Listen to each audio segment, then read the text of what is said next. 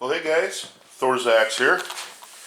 It's been kind of a long-awaited thing, and I appreciate the viewers being patient here with me. I've been working alternate shift, so excuses. What I wanted to do, though, for my next video here, is I wanted to do some comparisons. And what I have here is, these are the Lee, okay? Those are the Lee cast 148 grain wad cutters. Now, both of these loads, both of them are exactly the same loading. I'm using 2.8 grains of bullseye. So we're going to be checking the Lee bullets for accuracy. And we're going to also be checking these.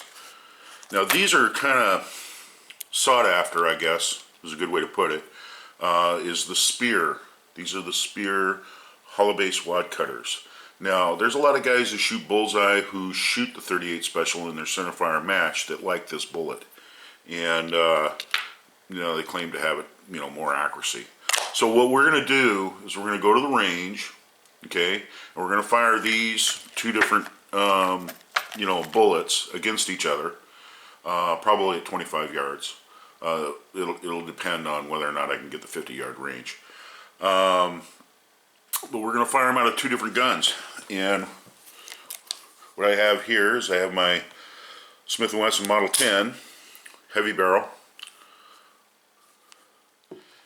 And I also have a Smith & Wesson Model 15, which is an excellent gun. This pistol right here is really a good shooter. It looks really nice, but when you get really close to it, though, you can see little, flecks and things like that has happened on the bluing. It's not 100%, but it's still a nice looking pistol. It's got a little bit of, rust on the trigger guard that I've removed and re-blued and stuff like that. I've tried to do as best job as I can. Which was kind of classic of these, high polished guns. These high polished guns require a lot of maintenance for some reason. I've looked at many of the Smith & Wesson high polish, and they always seem to have little things that show up on them. I don't know why that is, but that seems to be the way it goes. So anyway, like I said, excellent pistol. Both of them are excellent pistols. This shoots extremely well. The Model 10 shoots extremely well. We've got a fixed sight versus an adjustable sight. That's about it. So when we get to the range, we'll go ahead and we'll set it up. We'll set up some targets, and we'll start going for it. I have been doing some purchasing for the channel, and one thing I did do is I went out and I got a chronograph. But when I bought the chronograph, I went ahead and got the data link so that it will upload to a mobile phone or an iPad, that sort of thing. The only thing is that my iPad, it had older software in it that it wouldn't link up to. So anyway, I ended up to go out there and get a new iPad that did. And so I got that kind of remedied. So, and I need to work out with that thing and kind of, figure out how it goes and how to work it. It should be pretty easy. Other than that, I got a few new guns that I'm going to be introducing into the show. And like I said, I really appreciate your guys' patronage. Watching my show. I mean, it means a lot to me. What else? Yeah, getting to the range is like pulling teeth right now because, like I said, I work nights, so by the time I get up and by the time I'm up and functioning, it's already in the afternoon.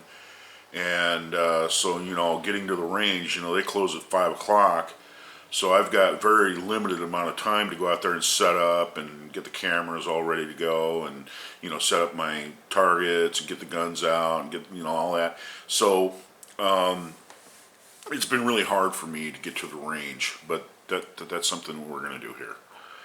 Another thing, I thought about using the random rest for these pistols, which is a machine rest, and checking these loads with that.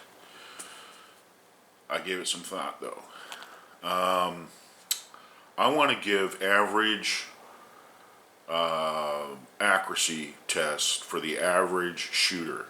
Okay, the ransom rest is a machine rest that you bolt the gun into, and then you just go ahead and fire. It's got a little lever, and you fire it into a target, and that'll give you your tightest groups. But you have to adjust that thing. You have to play around with it, and you have to fire. You have to fire at least 40 rounds through it before you actually get it settled down enough so where it's zeroed properly. And so it's quite a workout. And it all boils down to this too. A lot of guys would probably like to see that, but the thing is though, are you testing the gun or are you testing the ammo? When you get that, you're testing the gun, whether the gun's going to shoot the ammo okay, or you're shooting the ammo if it's going to shoot in this gun. It's one of those things. So a ransom rest is really nice if you're building a gun or you've bought a new gun and you want to check it out for accuracy, or you've bought a custom gun and you want to check it out for accuracy and make sure the manufacturer is living up to its name. So I just felt like that was just a little beyond the scope of what I'm trying to do here. I'm just trying to show, average guns, a very simple load that we can put together out there in a garage and crank it out in our little bullet shop, and also the hand cast, and see how those compare to the store-bought. So anyway, with that being said, my next video will be out there at the range. So hang in there. I don't have enough time today to go to the range, but I wanted to give you a video update on what's going on with the channel. I appreciate my new subscribers. That's awesome. And I guess we'll see you in the next video. All right, so this is Thorzax. I'm signing out.